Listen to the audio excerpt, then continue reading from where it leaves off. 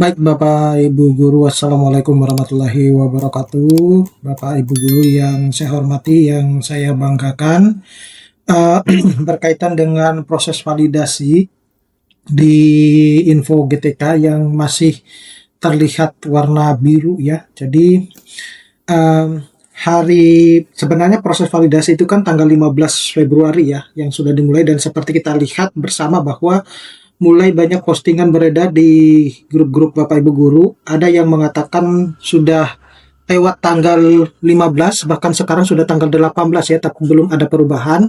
Ada yang menyebut ini adalah prank, ada yang mulai menyudutkan admin GTK. Nah, tapi pertanyaannya, apakah memang sudah waktunya kita menyimpulkan seperti itu? Nah, atau justru ada hal teknis yang belum banyak dipahami? Nah, di video ini saya akan jelaskan secara lengkap apa sebenarnya maksud penarikan data dari tanggal yang dimulai tanggal 15 dan nanti akan berakhir di tanggal 20. Nah, kenapa kita sebenarnya harus menunggu sampai tanggal 20 itu? Kemudian ada 5 poin penting dari admin DBL yang sangat menentukan validasi info GTK, dan bagaimana supaya TPG Februari benar-benar cair tanpa kendala. Jadi tonton sampai selesai agar tidak gagal paham. Tapi sebelum saya membahas ini lebih dalam, saya menginformasikan kepada Bapak Ibu Guru bahwa bagi Bapak Ibu Guru yang ingin mendownload e-book yang bisa digunakan untuk pegangan guru dalam mengajar, pegangan siswa untuk belajar, modul-modul PPG, buku PAUD, ataupun e-book yang bisa digunakan untuk menambah penghasilan Bapak Ibu Guru bisa mendownloadnya melalui link yang sudah saya sediakan pada deskripsi dari video saya ini. Nah, di info pertama dulu ya Bapak Ibu Guru, jadi banyak ya yang kita perlu pahami, jangan sampai terkena prank. Jadi sebenarnya proses validasi data itu dari dari Dapodik ke info GTK itu dimulai dilakukan pada tanggal 15. Nah, setiap bulan ya Bapak Ibu Guru ya. Nanti di bulan Maret itu juga mulai akan dilakukan mulai tanggal 15. Nah, banyak yang berspekulasi bahwa sudah tanggal 15 tapi kok belum berubah-berubah. Gini, masih status guru tunggal gitu ya. Hasilnya nihil atau belum validasi, cek terus tapi hasilnya nihil gitu ya. Nah, status nihil di awal masa penarikan data itu adalah sebenarnya wajar. Jadi bukan sebuah prank. Nah, oleh karena itu Bapak Ibu Guru sepertinya tidak belajar dari penarikan data di bulan Januari gitu ya. Kenapa saya bilang demikian? Karena kalau belajar dari pengalaman di bulan Januari, tentu untuk hal yang semacam ini itu bukan sesuatu hal yang perlu harus dikhawatirkan gitu. Karena hal yang semacam ini itu di bulan Januari juga terjadi seperti itu. Nah, selanjutnya mengapa data ini belum ditarik? Jadi hari tanggal 15 itu kok hari libur ya. Jadi ada awal cut off, proses admin GTK itu mulai bekerja di tanggal 16 Februari dan sekarang sudah memasuki 18 Februari. Nah, kita tunggu nanti entah tanggal 20 atau tanggal 21 Februari itu akan terbit SKTP. Nah, jadi siapa yang lebih cepat mengajukan update Dapodiknya, maka penerbitan SKTP-nya juga akan lebih cepat gitu ya. Jadi perlu dipahami ya Bapak Ibu Guru ya. Tanggal 15 Februari itu kan tanggal mulai, bukan untuk tanggal selesai. Karena bertepatan dengan hari libur, maka proses administrasi dan penarikan dan penyesuaian dengan hari kerja efektif.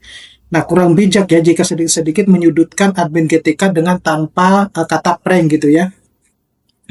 Nah, selanjutnya untuk estimasi jadwal verifikasi dan validasi, jadi prosesnya itu Bapak Ibu Guru, ini seringkali sudah saya sampaikan ya, bahwa setiap tanggal 15 setiap bulannya itu proses verifikasi dan validasi sampai tanggal 20. Jadi tanggal 15 itu mulai penarikan data cut off, sedangkan estimasi hasil valid di info GTK itu tanggal 20. Jadi idealnya pantau perkembangan info GTK itu secara berkala ya sampai dengan tanggal 20 Februari gitu. Nanti di bulan Maret juga seperti itu Bapak Ibu Guru.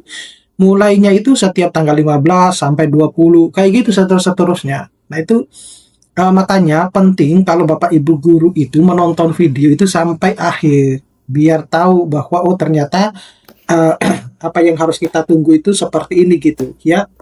Kalau tidak salah, sebelumnya saya sudah menyampaikan bahwa tanggal-tanggal ini itu penting Bapak Ibu untuk diingat gitu ya. Nah,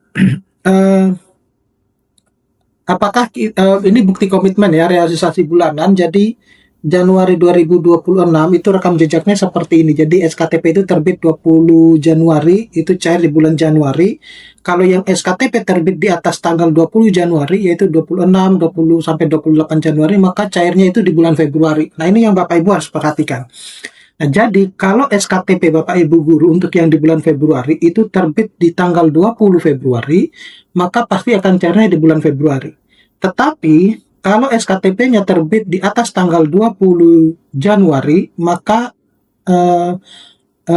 TPG di bulan Februarinya itu akan cair di atas mungkin Maret ya, Maret, di bulan Maret.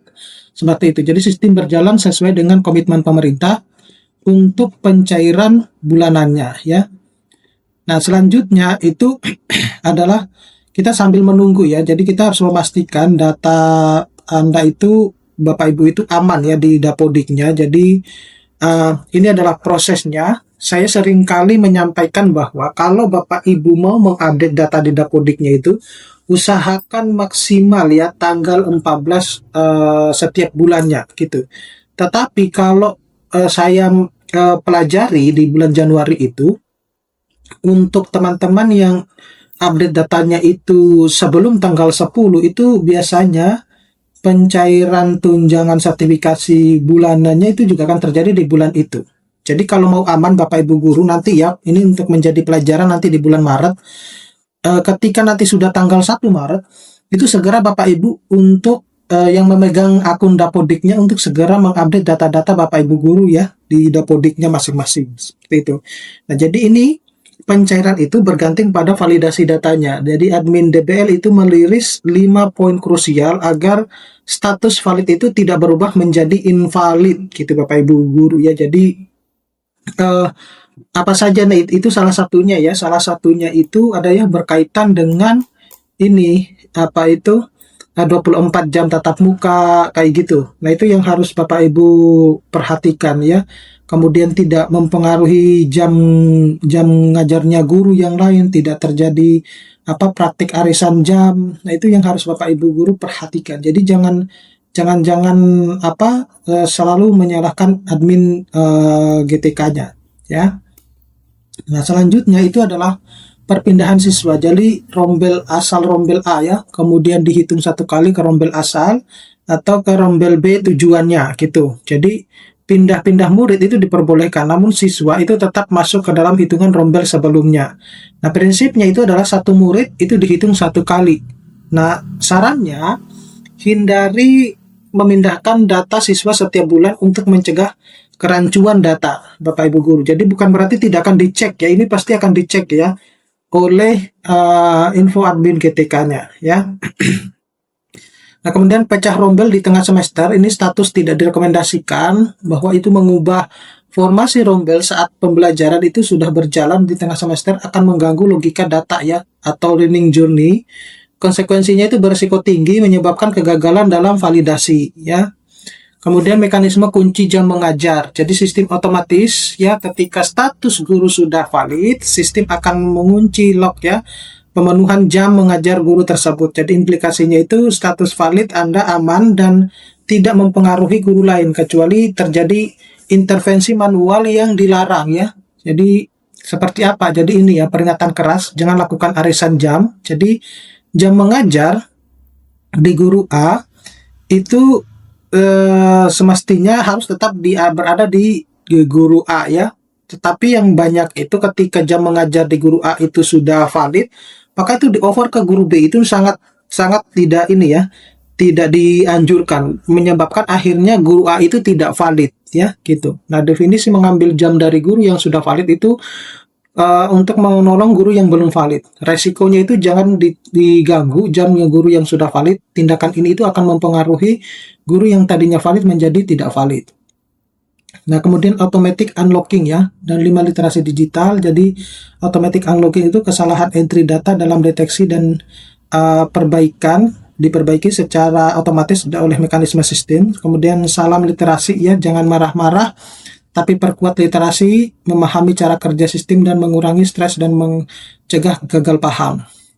Nah, mengapa validasi itu penting? Jadi data valid itu akan menyebabkan tepat sasaran ya. Jadi validasi itu bukan mempersulit tapi memastikan saran yang tepat. Prinsip akuntabilitas, setiap Rp1 anggaran negara itu harus bisa dipertanggungjawabkan. Jadi hargai proses ya, hargai profesi. Nah, ringkasan apa yang harus dilakukan, jadi tunggu dan pantau cek info GTK secara berkala, estimasinya itu dari tanggal 15 hingga 20 Februari. Bapak Ibu Guru nggak perlu panik ya, status nihil atau belum valid dari awal adalah wajar. Jaga data, hindari pecah rombel dan arisan jam di tengah semester, sama percaya proses ya, pemerintah itu berkomitmen pada pencairan bulanan. Tenang, tetap tenang dan profesional. Semoga validasi bulan Februari ini berjalan lancar dan TBK segera cair. Oke, saya kira cukup sekian. Mudah-mudahan ini bisa bermanfaat. Nanti kita akan ketemu pada video-video selanjutnya. Saya Assalamualaikum warahmatullahi wabarakatuh.